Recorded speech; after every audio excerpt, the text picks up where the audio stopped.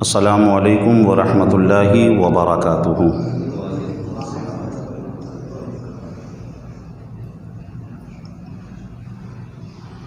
الحمد للہ رب العالمین والعاقبۃ للمتقین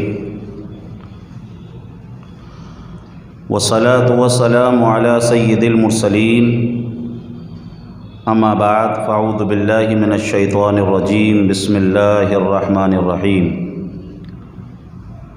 سیماہم فی وجوہہم من اثر السجود، صدق اللہ مولانا العظیم وصدق رسولہ النبی الامین المتین المبین الکریم۔ ان اللہ وملائکتہ یصلون علی النبی یا ایہا الذین آمنوا صلوا علیہ وسلموا تسلیما۔ اللہ رب محمد صلی اللہ علیہ وسلم، نحن عباد محمد صلی اللہ علیہ وسلم، وعلی ذبیہ وصحبہ ابد الدہور وکرما۔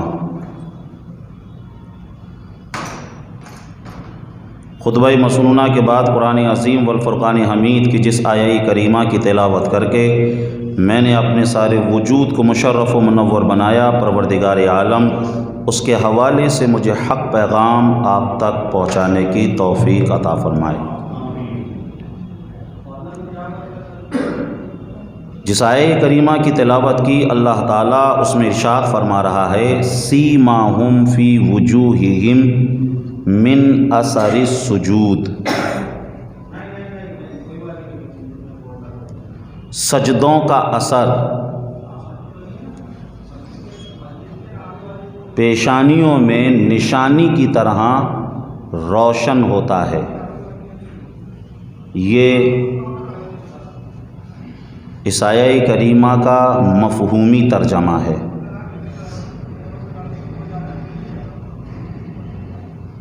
جب بندہ سجدہ کرتا ہے تو سجدے کے اثر کی وجہ سے اس کی پیشانی روشن ہو جاتی ہے، اس کا چہرہ چمکنے لگتا ہے۔ آج انشاءاللہ تعالی جو گفتگو کا موضوع رہے گا وہ سجدہ ہے۔ سجدے کے تعلق سے کچھ باتیں آپ کے سامنے پیش کرنی ہیں۔ سجدے کی اہمیت کیا ہے، سجدے کا مقام مرتبہ کیا ہے۔ تمام عبادتوں میں سب سے افضل عبادت نماز ہے، اور اس افضل عبادت میں بھی جو افضل رکن ہے وہ سجدہ ہے۔ جیسا کہ آیہ کریمہ کے ترجمہ سے آپ کو معلوم ہو گیا، سجدوں کے اثر کی وجہ سے پیشانی روشن ہو جاتی ہے، چہرہ چمکنے لگتا ہے۔ اس آیہ کریمہ کو ہم اس طریقے سے بھی سمجھ سکتے ہیں، اگر آپ کسی لائٹ کے سامنے کھڑے ہو جائیں، کسی ہیلوجن کے سامنے کھڑے ہو جائیں، کسی مرکری یا ٹیوب لائٹ کے سامنے کھڑے ہو جائیں، تو اس کی شعاعیں جب تمہارے چہرے پر پڑیں گی تو وہ ٹیوب لائٹ روشن ہے، وہ مرکری چمکدار ہے، اس کی روشنی کی وجہ سے ہمارا چہرہ بھی چمکنے لگتا ہے۔ اور واضح طریقے سے سمجھیں، اگر ہم سورج کے سامنے کھڑے ہو جائیں اور سورج کے سامنے کھڑے ہو کر اپنی فوٹو، اپنا چہرہ اگر ہم آئینے میں دیکھیں تو سورج کی روشنی کی وجہ سے ہمارا چہرہ روشن نظر آئے گا، ہمارا چہرہ چمکتا ہوا دکھے گا، ہمیں ایسا لگے گا کہ ہم بہت زیادہ گورے ہیں۔ سورج کی چمک کی وجہ سے ہمارا چہرہ بھی چمکنے لگے گا، ہمارا چہرہ بھی روشن ہو جائے گا۔ محسن صاحب رک جائیے، اتنی زور سے بات کر رہے ہیں کہ یہاں تک ڈسٹرب ہو رہا ہے۔ درود شریف پڑھیے، اللہم صلی علی سیدنا مولانا محمد بارک وسلم۔ صلاۃ و سلام علیک رسول اللہ صلی اللہ تعالیٰ علیہ وسلم۔ سورج کی روشنی کے سامنے جب کھڑے ہوتے ہیں تو اس کی روشنی کی وجہ سے ہمارا چہرہ چمکنے لگتا ہے، ہمارا چہرہ روشن ہو جاتا ہے۔ یہ جتنے بھی انوار ہیں، چاہے وہ سورج کا نور ہو، چاہے وہ ٹیوب لائٹ کا نور ہو، چاہے وہ مرکری کا نور ہو، چاہے وہ ہیلوجن کا نور ہو، یہ جتنے بھی انوار ہیں، یہ جتنی بھی روشنیاں ہیں، یہ ساری کی ساری روشنیاں مادی روشنیاں ہیں۔ یہ ایسی روشنیاں ہیں کہ ایک دن ان کو فنا ہونا ہے، ایک دن ان کو ختم ہونا ہے۔ ایسی روشنی کے سامنے جب ہم آ جاتے ہیں، جب ہم کھڑے ہو جاتے ہیں تو ہم چمکنے لگ جاتے ہیں، ہم منور ہو جاتے ہیں، ہم روشن ہو جاتے ہیں، ہمارا چہرہ چمکنے اور دمکنے لگتا ہے۔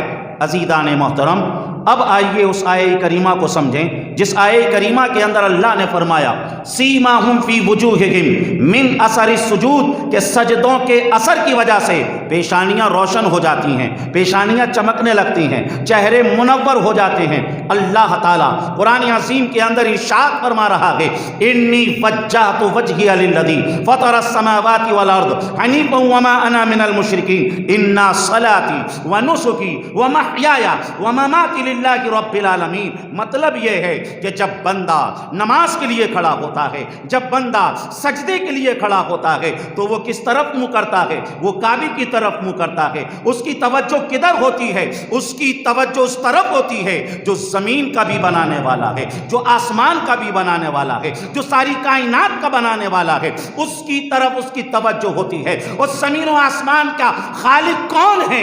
اللہ ہے۔ اور اللہ کی شان کیا؟ قرآن کہہ رہا ہے اللہ نور السماوات والارض، اللہ تو زمین کا بھی نور ہے، اللہ تو آسمان کا بھی نور ہے۔ عزیزان محترم، جب بندہ سجدے کے لیے کھڑا ہوتا ہے تو وہ اس نور کے سامنے کھڑا ہوتا ہے جس کی وجہ سے اس کی پیشانی چمکنے لگتی ہے، اس کا چہرہ چمکنے لگتا ہے، اور ایسا چمکتا ہے جب تک وہ زندہ رہتا ہے تب تک چمکتا رہتا ہے۔ جب وہ قبر میں پہنچتا ہے تو قبر میں بھی چمکتا ہے، میدان محشر میں پہنچتا ہے وہاں بھی چمکتا ہے، اگر وہ جنت میں چلا جائے تو جنت میں بھی چمکتا ہے، اور اگر جہنم میں پہنچ جائے تو جہنم میں بھی سجدے کی خیرات اسے ملتی ہوئی نظر آتی ہے۔ جی لگا کر بولیے سبحان اللہ، اور بلند آواز سے بولیے۔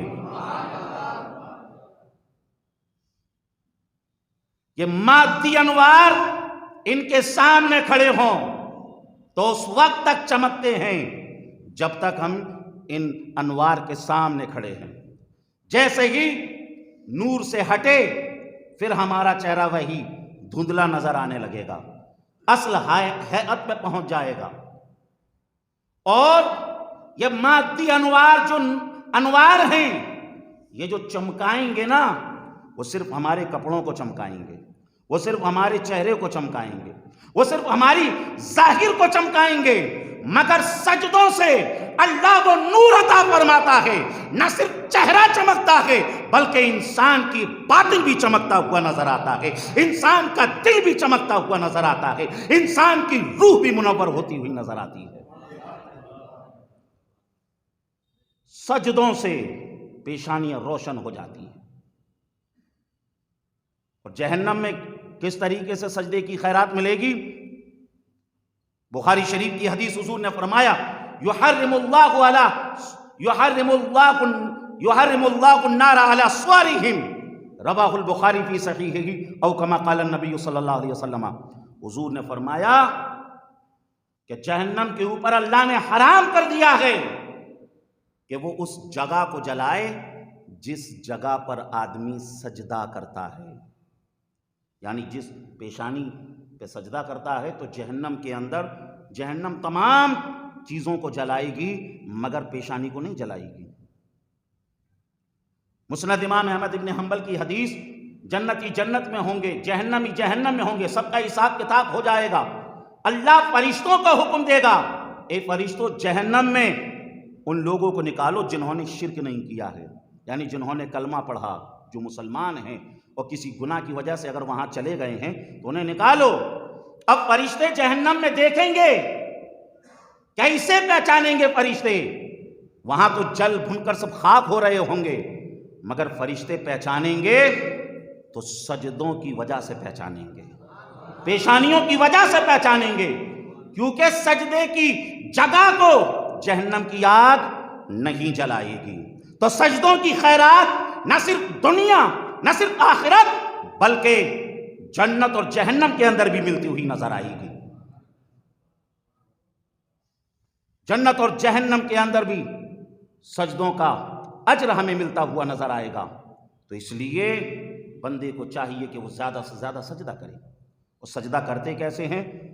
بخاری مسلم کی متفق علیہ حدیث ہے، حضور نے ارشاد فرمایا امرت ان اسجد علی سبعۃ اعظم، رواہ البخاری فی صحیحہ ورواہ مسلم فی صحیحہ۔ بخاری مسلم کی متفق علیہ حدیث، حضور ارشاد فرماتے ہیں مجھے حکم دیا گیا کہ 7 ہڈیوں پر سجدہ کیا جائے۔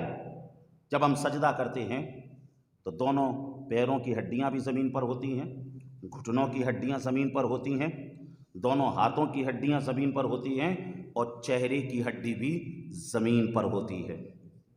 ان 7 ہڈیوں پر سجدہ ہوتا ہے۔ شارحین حدیث فرماتے ہیں، شیخ عبدالحق محدث دہلوی اشیاۃ اللمعات کے اندر فرماتے ہیں، مفتی احمد یار خان اپنی کتاب میرات المناجی کے اندر اس حدیث کی شرح کرتے ہوئے فرماتے ہیں کہ اللہ کی ذات سے امید ہے کہ سجدے کی وجہ سے اگر آدمی کسی وجہ سے جہنم میں پہنچ جائے گا تو سجدے کی وجہ سے جہنم میں اس کے پیر بھی جلنے سے بچے رہیں گے، اس کے گھٹنے بھی جلنے سے بچے رہیں گے، اس کے ہاتھ بھی جلنے سے بچے رہیں گے، اور اس کی پیشانی بھی جلنے سے بچے رہے گی۔ تو یہ شان، یہ مقام، یہ مرتبہ سجدے کا ہے۔ سجدے کی خیرات دنیا میں بھی ملتی ہے، اور سجدے کی خیرات قبر میں بھی ملے گی، آخرت میں بھی ملے گی۔ بندہ جہاں ہوگا وہاں اسے خیرات ملے گی۔ سجدہ عربی کا لفظ ہے۔ کیا مطلب ہوتا ہے سجدے کا؟ سجدے کا مطلب ہوتا ہے جھکنا۔ سجدے کا مطلب ہوتا ہے جھکنا۔ کس کے آگے جھکنا؟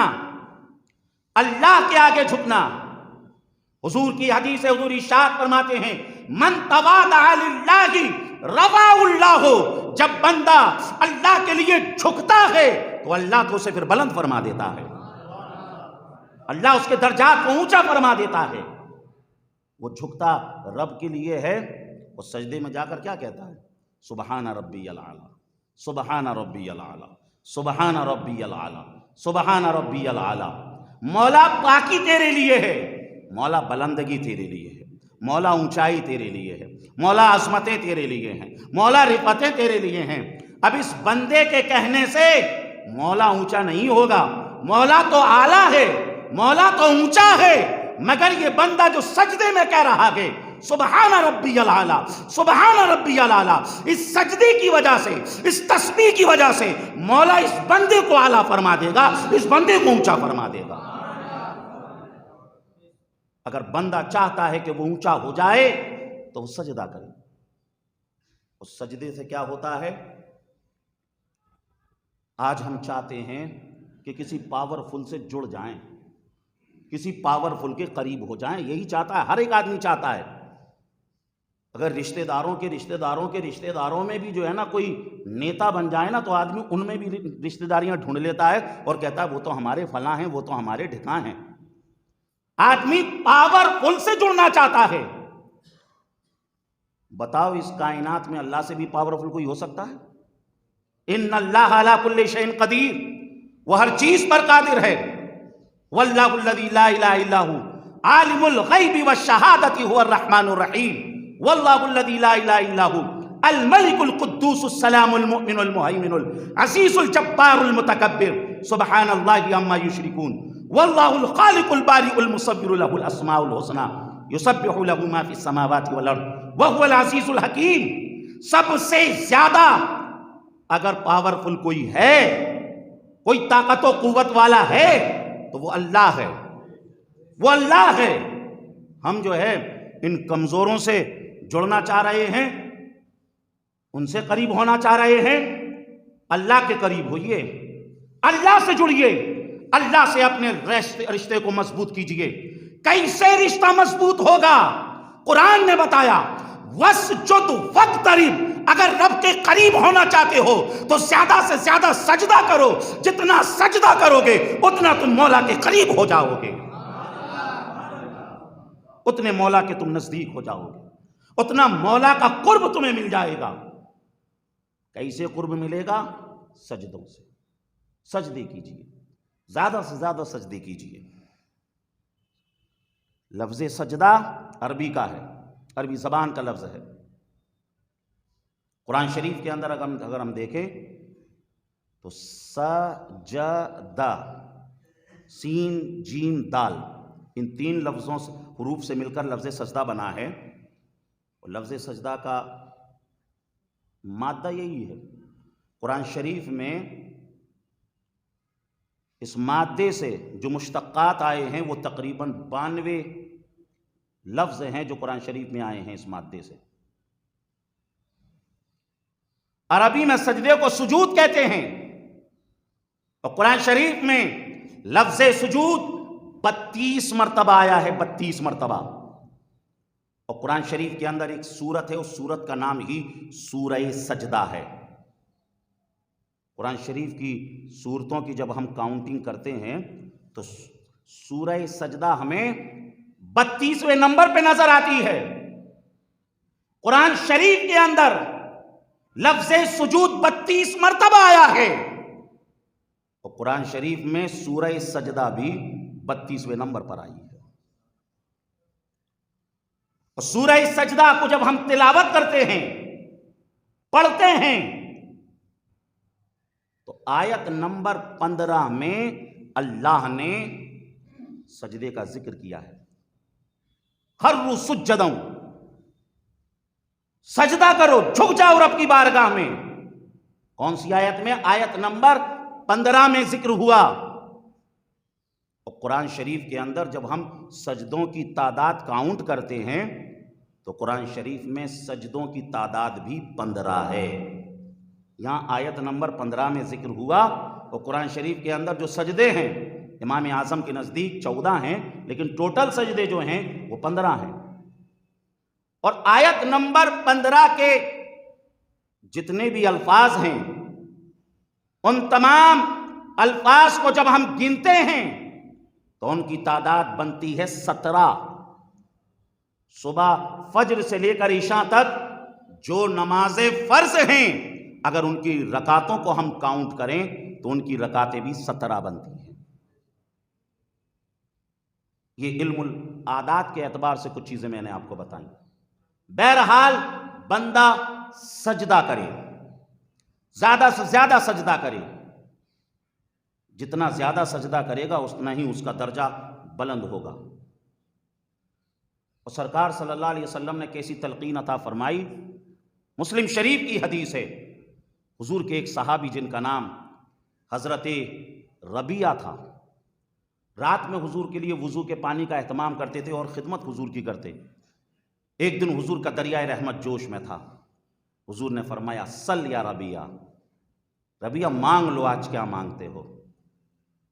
रबिया मांग लो, क्या मांगते हो? हुजूर की शान, मालिके कौनैन है वो, पास कुछ रखते नहीं। मालिके कौनैन है वो, पास कुछ रखते नहीं। दो जहां की नेमतें हैं उनके खाली हाथ में, दो जहां के नेमतें हैं उनके खाली हाथ में। और मेरे करीम से गर कतरा किसी ने मांगा, मेरे करीम से गर कतरा किसी ने मांगा, दरिया बहा दिए हैं, दुर्बे बहा दिए हैं। हजरत रबिया ने अर्ज किया, या रसूल अल्लाह अलैका सलातु वस्सलाम, अस्अलुका मुराफकतका फिल जन्ना। या रसूल अल्लाह, मैं आपसे यह तलब करता हूं मुझे जन्नत में भी आपका साथ मिल जाए, मुझे जन्नत में भी वो जन्नत मिले जिसमें मैं आपके दीदार कर सकूं, आपकी खिदमत कर सकूं। कहते हैं ना, तुझसे तुझी को मांग कर मांग ली सारी कायनात, तुझसे तुझी को मांग कर मांग ली सारी कायनात। मुझसा कोई गदा नहीं تجھ سا کوئی سخی نہیں، مجھ سا کوئی گدا نہیں، تجھ سا کوئی سخی نہیں۔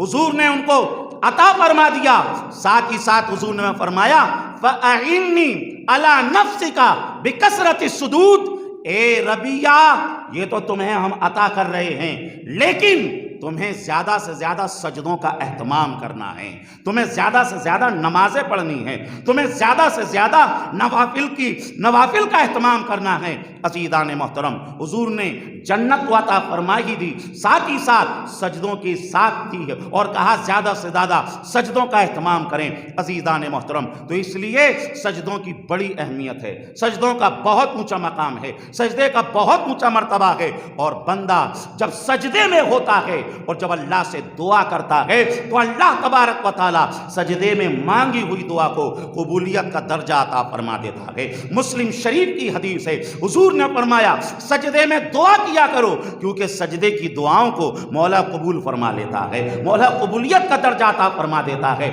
عزیزان محترم، اگر ہم جو ہے کسی انسان کے سامنے جا کر اس سے معافی مانگے یا اس سے جو ہے سمجھ لیجئے کچھ درخواست کریں، اور اگر وہ کٹور سے کٹور دل ہو، اگر ہم اس کے سامنے ناک رگڑنے لگ جائیں تو وہ ہماری غلطی کو معاف کر دے گا، یا اس کی وسعت میں کوئی چیز ہوگی تو وہ ہمیں ضرور دے دے گا، کیونکہ انسان کا جو جسم ہے اس میں جو اعلیٰ چیز ہے وہ اس کا سر ہے، اور اس کے سر میں بھی جو اعلیٰ چیز ہے وہ اس کی ناک ہے، وہ اس کی پیشانی ہے۔ جب وہ پیشانی کو کسی کے سامنے جھکا دے، جب وہ ناک کسی کے سامنے رگڑنے لگ جائے تو انسان جو ہے پھر اس کو وہ چیز دے دیا کرتا ہے، اس کی بات کو مان لیا کرتا ہے۔ عزیزان محترم، اگر کوئی انسان کے سامنے ناک رگڑے تو اس کا دل پسیج جاتا ہے، وہ اسے اس چیز کو دے دیتا ہے، نواز دیتا ہے۔ عزیزان محترم، اگر بندہ اللہ کی بارگاہ میں پیشانی کو جھکا دے، اللہ کی بارگاہ میں ناک رگڑ کے پھر اللہ کی بارگاہ سے کسی چیز کو مانگے تو سمجھ لینا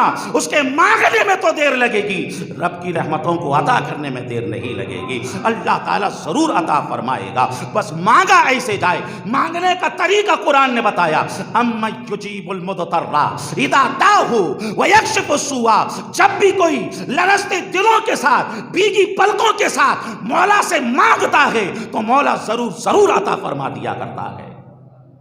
تو اس لیے سجدے کی حالت میں مولا سے مانگیں، زیادہ سے زیادہ مانگیں، جتنا مانگ سکتے ہیں اتنا مانگیں۔ مولا دعاؤں کو بھی قبول فرماتا ہے سجدے میں مانگی گئی، اور درجات بھی بلند فرما دیتا ہے، گناہ بھی مٹا دیتا ہے۔ اگر ہم سجدوں کو دیکھیں تو سجدے کی کئی قسمیں ہیں۔ سجدے کی ایک سجدہ تو ہوتا ہے نماز والا سجدہ، نماز والا سجدہ۔ جب نماز میں بھی سجدہ کرتے ہیں تو ہم رکوع ایک کرتے ہیں، سجدے دو کرتے ہیں۔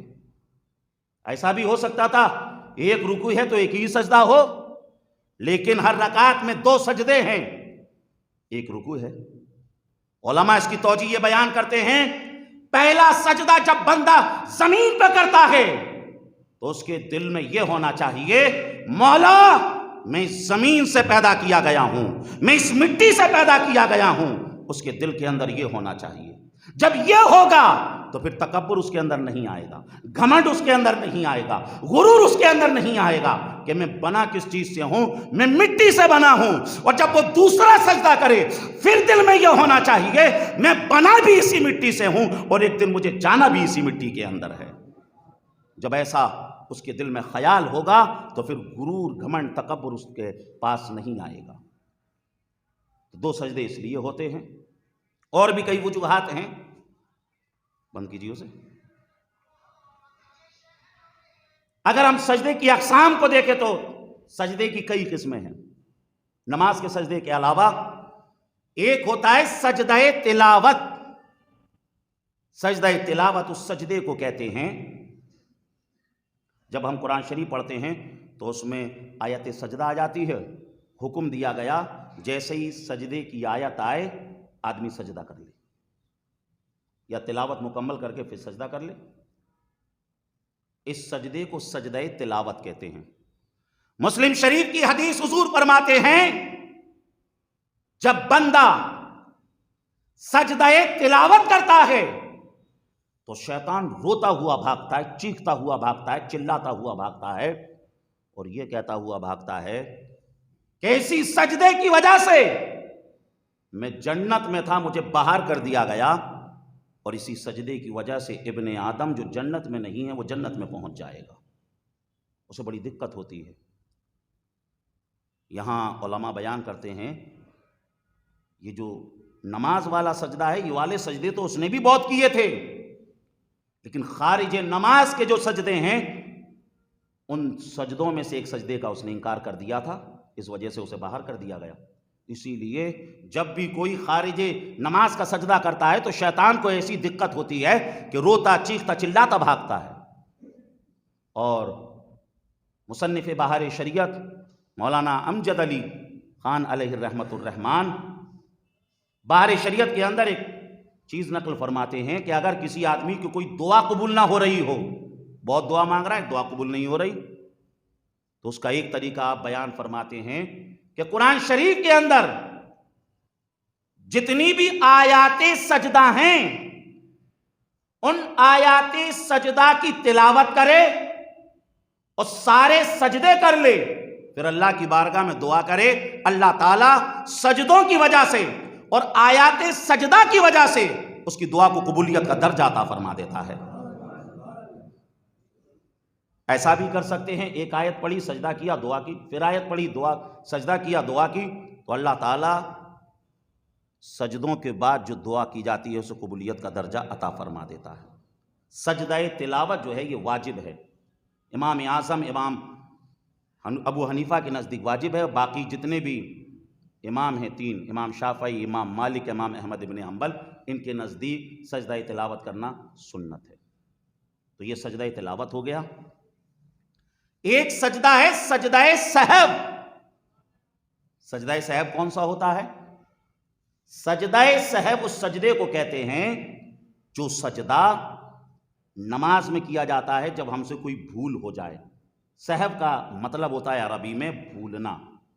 مثال کے طور پر ہم نماز پڑھ رہے تھے، پہلی رکعت میں الحمد شریف پڑھنے کی بجائے ہم بھول سے علم ترا شروع کر دیے، سورت شروع کر دیے، اور جب پوری پڑھ رہی رکوع میں جا کے یاد آیا الحمد تو پڑھی نہیں، اب ہمارا واجب چھوٹ گیا۔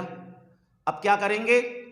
اب اخیر میں سلام پھیرنے سے پہلے اتحیات پڑھیں گے، قاعدہ اخیرہ میں ایک طرف سلام پھیریں گے اور دو سجدے کریں گے، پھر اتحیات پڑھیں گے، درود شریف پڑھیں گے، دعائے معصورہ پڑھیں گے اور سلام پھیر دیں گے، نماز مکمل ہو جائے گی۔ اسے سجدہ سہو کہتے ہیں۔ یعنی جو کمی ہماری نماز میں ہو گئی تھی اس سجدے نے اس کمی کو پورا کر دیا، اس کمی کو اس سجدے نے پورا کر دیا، نماز ہماری مکمل ہو جائے گی۔ عزیزان محترم، یہاں سے ہم یہ بھی سمجھ سکتے ہیں اگر بندہ زیادہ سے زیادہ سجدے کرے گا تو اس کی عبادات کے اندر اور اس کے معاملات کے اندر اگر کچھ کمیاں رہ جائیں گی تو مولا سجدے کی وجہ سے ان کمیوں کو مکمل فرما دے گا۔ تو اس لیے زیادہ سے زیادہ سجدے کریں، اور سجدوں سے اللہ تعالیٰ عروج عطا فرماتا ہے۔ بخاری شریف کی حدیث، حضور نے فرمایا، صحابہ جانتے ہو یہ سورج ڈوبنے کے بعد کہاں جاتا ہے؟ صحابہ عرض کرتے ہیں یا رسول اللہ، اللہ اور اس کا رسول بہتر جانے۔ حضور نے فرمایا جب یہ جو ڈوبتا ہے نا تو یہ اللہ کی بارگاہ میں جا کے سجدہ کرتا ہے۔ قرآن شریف میں اللہ نے فرمایا وَالنَّجْمُ وَالشَّجَرُ يَسْجُدَانِ، جتنے بھی سیارے ہیں یہ سارے کے سارے سیارے اور جتنے بھی پیڑ پودے درخت ہیں یہ سارے کے سارے اللہ کی بارگاہ میں سجدہ کرتے ہیں۔ حضور نے فرمایا یہ سجدہ کرتا ہے سجدہ۔ عزیزان محترم، جب سجدہ کرتا ہے پھر اسے واپس عروج عطا کر دیا جاتا ہے، وہ واپس پھر جو ہے ترقی کی راہ پر گامزن ہو جاتا ہے، واپس پھر جو ہے عروج پانا شروع ہو جاتا ہے۔ یہاں سے ہمیں کیا سبق مل رہا ہے، کیا سیکھنے کو مل رہا ہے؟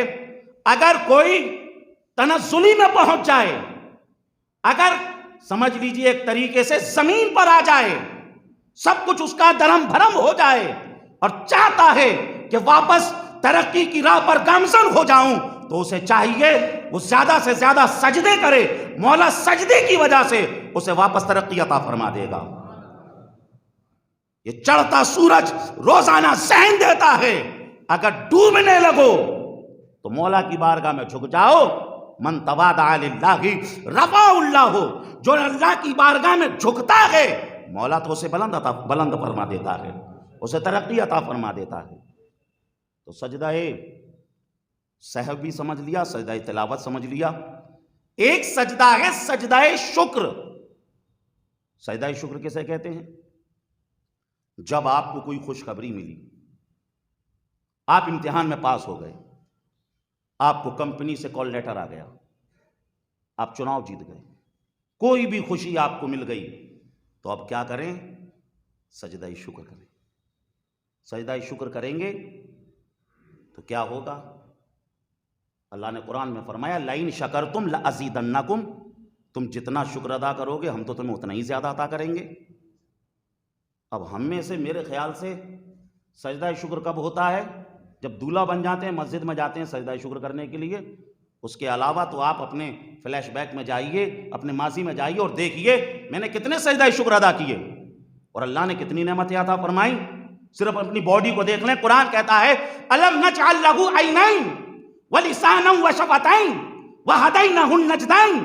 انسان غور کر، تجھے ہم نے دیکھنے کے لیے آنکھیں نہیں دی، تجھے بولنے کے لیے زبان نہیں دی، تیرا چہرہ خوبصورت دیکھے، اس تیرے چہرے پر تو خوبصورت پتلے سے ہونٹ نہیں سجائے. رشتہ داروں میں دیکھو، محلے میں دیکھو، کتنے لوگ ایسے ہیں جو پیدائشی اندھے پیدا ہوئے، پیدائشی ان کا جو ہے پورا جسم سلامت نہیں آیا.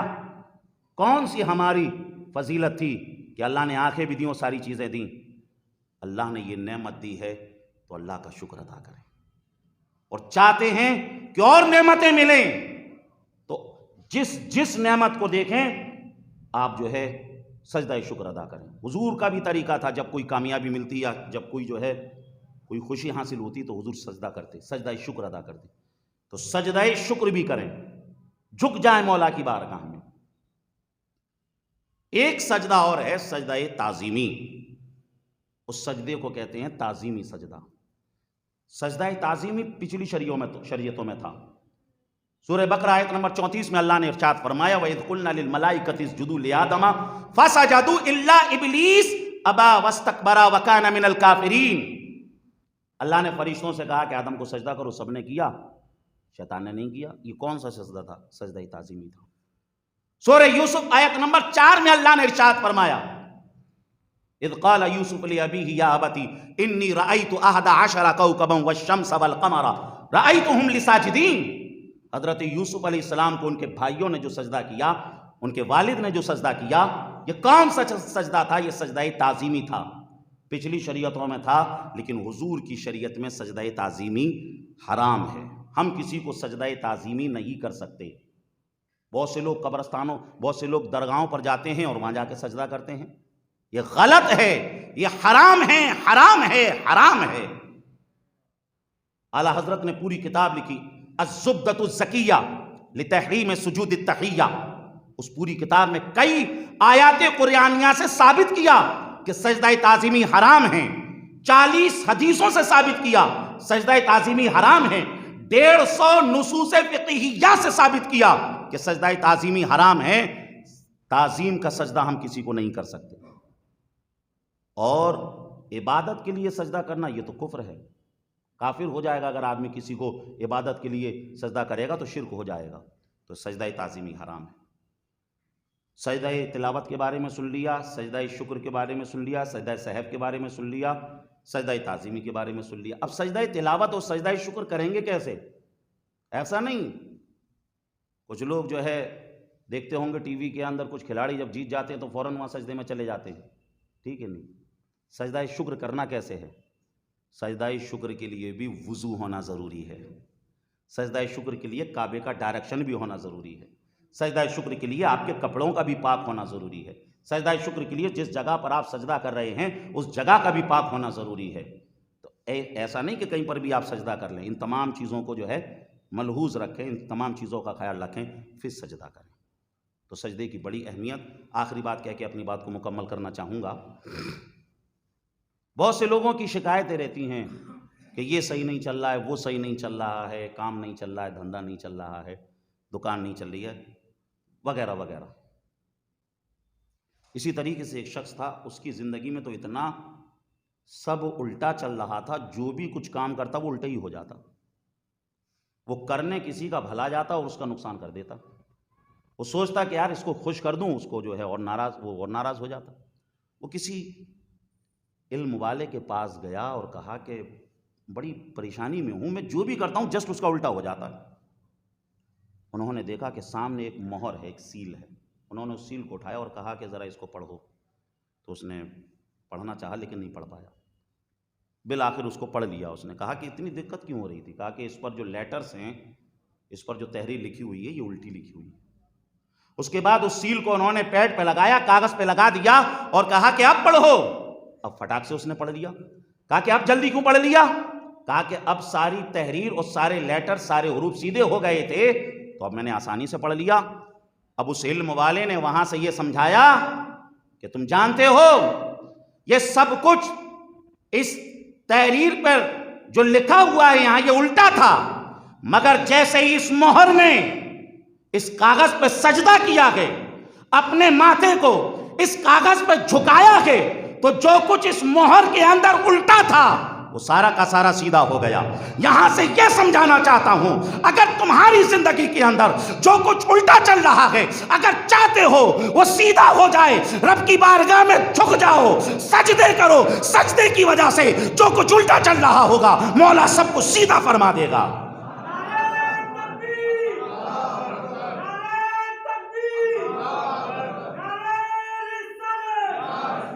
اس لیے اگر سجدہ کریں گے تو جو کچھ الٹا چل رہا ہے وہ سب سیدھا ہو جائے گا، وہ سب کچھ صحیح ہو جائے گا۔ اور یاد رکھنا، جب اللہ کسی سے ناراض ہوتا ہے نا، تو ایسا نہیں کہ اللہ سورج کو حکم دے دے کہ سورج سب کے جہاں تو روشنی پہنچانی ہے مگر اس کے نہیں پہنچانی ہے۔ ایسا نہیں اللہ بادلوں کو کہے کہ سب کے یہاں پانی برسانا ہے مگر اس کے وہاں نہیں۔ اللہ درختوں کو حکم دے دے کہ تمہیں سب کے یہاں تو پھل اگانا ہے، پھل دینا ہے مگر ان کو نہیں دینا ہے۔ ایسا نہیں، سب کو مل رہی ہیں نعمتیں، سب کو مل رہی ہیں۔ سورج کی نعمت، پانی کی نعمت، سب کچھ مل رہا ہے۔ جانتے ہیں جب اللہ کسی سے ناراض ہوتا ہے تو کون سی چیز کو سلب فرماتا ہے؟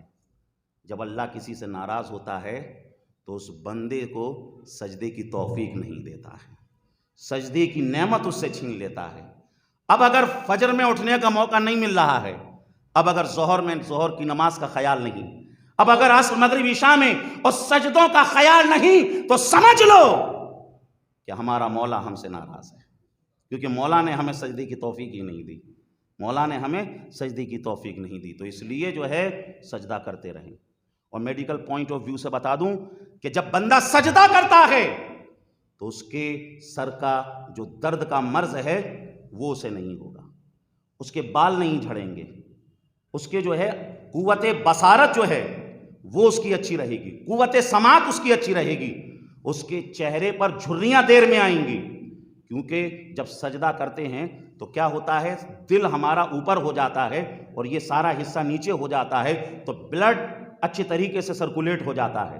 اس لیے جو ہے یہ دنیاوی اعتبار سے بھی یہ فائدہ سجدے کی وجہ سے ملتا ہوا نظر آتا ہے۔ اور فجر سے لے کے عشاء تک جو ہم نمازیں پڑھتے ہیں اس میں ہم 96 سجدے کرتے ہیں، 96 سجدے کرتے ہیں۔ اگر ایک دن میں ہم 96 سجدے کریں گے، 96 مرتبہ اللہ کی بارگاہ میں جھکیں گے، تو سمجھ لیجئے ہمیں طبی فائدے بھی ملتے ہوئے نظر آئیں گے۔ مولا تبارک و تعالی ہمیں سجدوں کی توفیق عطا فرمائے۔ قرآن میں اللہ نے فرمایا سیماہم فی وجوہہم من اثر السجود، کہ جب بندہ سجدہ کرتا ہے تو سجدوں کے اثر کی وجہ سے اس کی پیشانیاں جگمگا جاتی ہے، اس کا چہرہ روشن ہو جاتا ہے اور روشنی کی علامتیں اس کے چہرے میں نظر آنے لگتی ہیں۔ مولا تعالی ہم سب کو سجدہ کرنے کی توفیق عطا فرمائے۔ میں نے جو ہے آیت سجدہ بھی ایک تلاوت کی تھی اس دوران، آپ سب کے اوپر سجدہ تلاوت بھی واجب ہے، نماز کے بعد سجدہ تلاوت ضرور کر لیجئے گا۔ السلام علیکم۔